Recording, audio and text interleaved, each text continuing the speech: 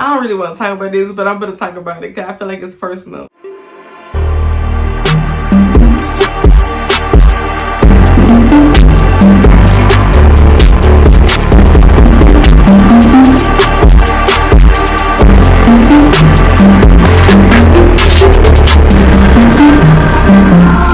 Hi guys, welcome back to my channel. It's your girl.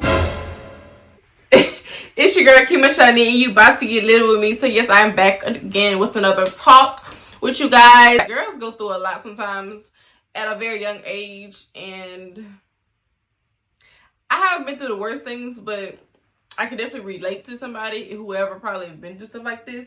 So it was this guy I dated for like a week or less than a week in middle school, and y'all, I was very quiet and shy, so a lot of people would gravitate to me, or they would hit me up on Facebook, because Facebook was how guys would shoot their shot. I'm a new girl, but you know, see how they can get to me. The guys I did dated, they was quiet. They wasn't on my level. We was totally different. Kindly just cut it off. Relationship feeling to me. That's why I don't claim those. This particular boy, y'all, when I tell you, at football games, I used to go to football games all the time in middle school, and mind you, at that age, we didn't really care about no game. We just wanted to go just because our friends was going to be there, or just to go, like get out the house or whatever. I had a lot of friends. My friend mama would always work the concession stand. Her mom would be like in the thing, and so they had this little trail in the back of the stadium on the visitor side, and they had the home. So this is the visitor side, and it's the home side. So the visitor side had the little trail with all the bushes and stuff in the back.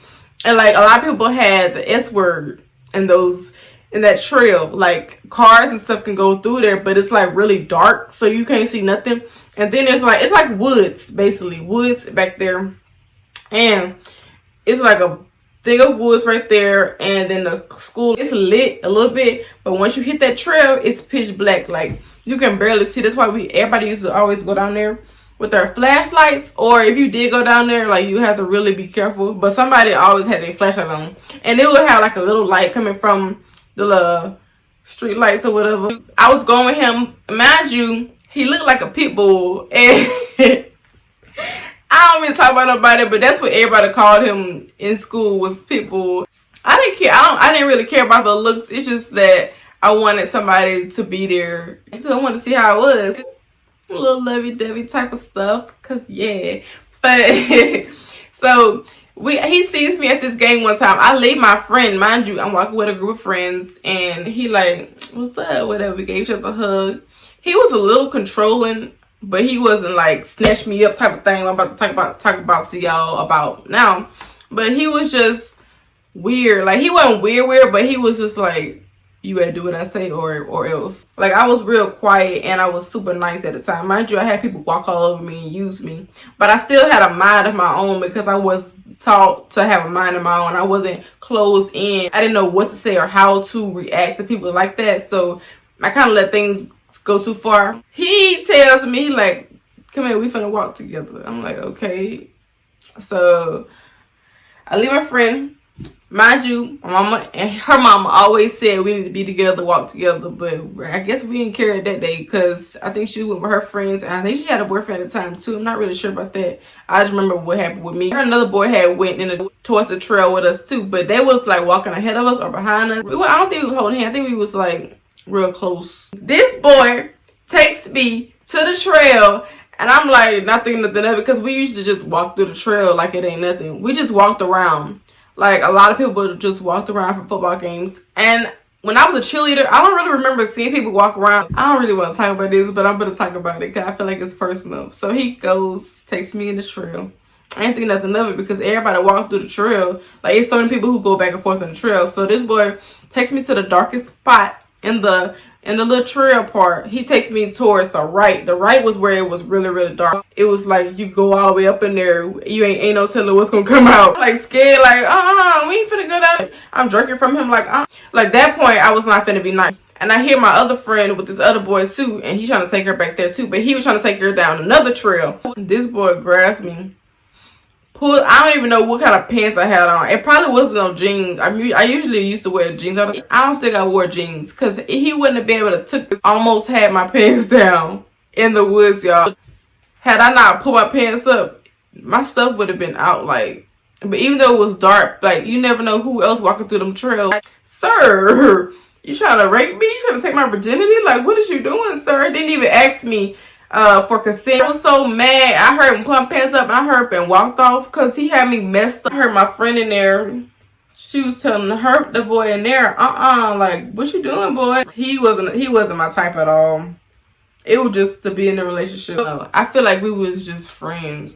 It really ain't feel like no relationship. I had this other guy, and I'm for sure know that this was from 8th grade. Because 8th grade was when I started, like, wanting to be in a serious type of relationship. So, we talking with the woo. We on Kick together. I think it was Kick. We always, like, seeing each other at the school. This boy ain't no good. When it came to me, he was real angry. And I don't know why. I didn't do him nothing. Like, I thought we was good. So they didn't tell me nothing until after I got with him, how he was. And I didn't know. After he did all that to me, y'all gonna tell me that this boy had anger issues. This boy hit his mama and his father died. Well, I had already knew his father died, but he didn't broadcast it. He didn't, like, tell me straight up that he died. I think people told me. Like, he was sweet as could be to some people. And he was disrespectful if he felt like a teacher was out of line. Because if you got to disrespect your teachers and your mama and anybody else, I don't want to be with you. So he walked me to class. But before he walked me to class, it would be a building for the cooking class. And sometimes we would just stand in the hallway and talk, or we'll be booed up all the time. Because it was like, okay, I gotta go to class. One time, it was nobody in the hallway and it was just us. My teacher waited for me to come in class, but she was like, whatever. I know she with my cousin, so I'm just gonna let her be out there until the bell rings or whatever. When nobody for real in the hallway, this boy grabs my breast. Mind you, I don't have nothing up here. He grabs it, y'all. Oh my God. I can feel it now. Like, I don't know what I said or what possessed him to do this, but this boy grabbed my boob. My boob probably like the size of my hand or smaller. He grabs it, he twists it, and he squeezes so hard. Oh my God. You talk about it pop. Didn't even know your breast can pop. Have nothing. Like, if you, but how would you know if nobody squeezes it and something like that? So, like, hiding his hand so nobody would see. I forgave him for it, but I won't ever forget how somebody did me like that. Who in their right mind? First of all, you a male. A male don't ever put their hands on a female. Ladies, you hear that? So if you ever if you get red flag number one, that person got their hands on you, you gotta go bounce. Cause no male, no man, no boy should have their hands on a female. First of all, females go through too much to have anybody put their hands on us. But period, that's disrespectful. I didn't read that red flag number one. I was just wanting to be in a relationship.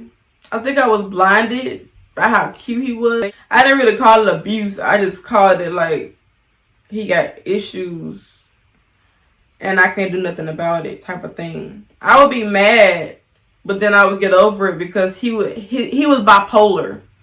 And I didn't realize that he had bipolar issues until people would tell me, like, he hit his mom. I was like, nah, this ain't it.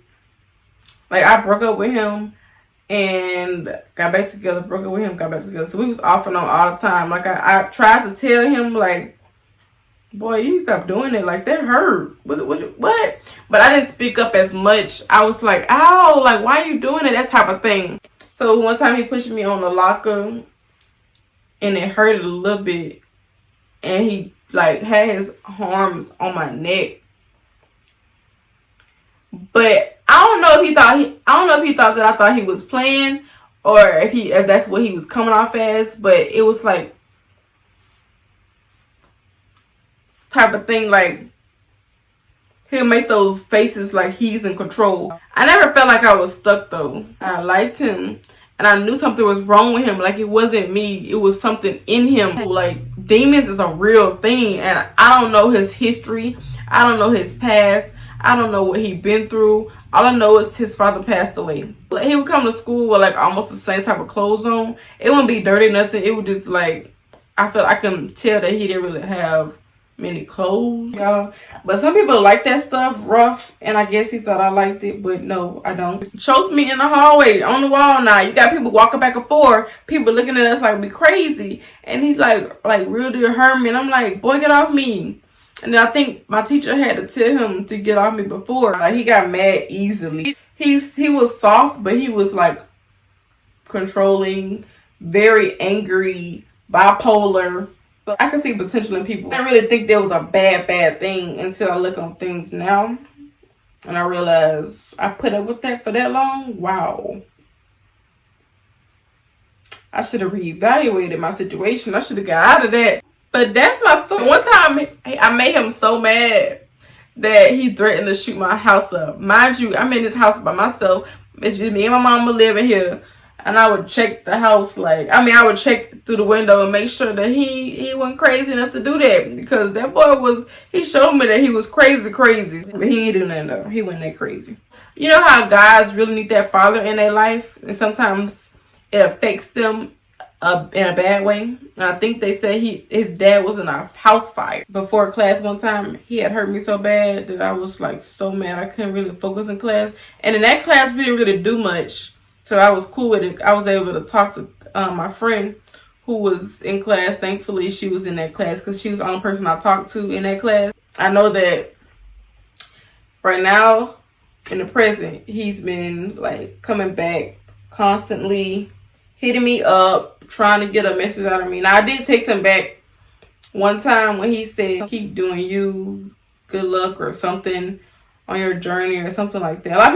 It's a lot of people who be telling me stuff like that. So for him to tell me that, I kind of think he just wanted a response, but I just went ahead and just like responded back. He been trying to get my attention for the longest.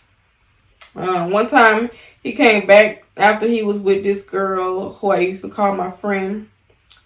That's why I say I can't trust nobody. I had 3 friends to go with my exes, or one friend went with a boy that I actually liked.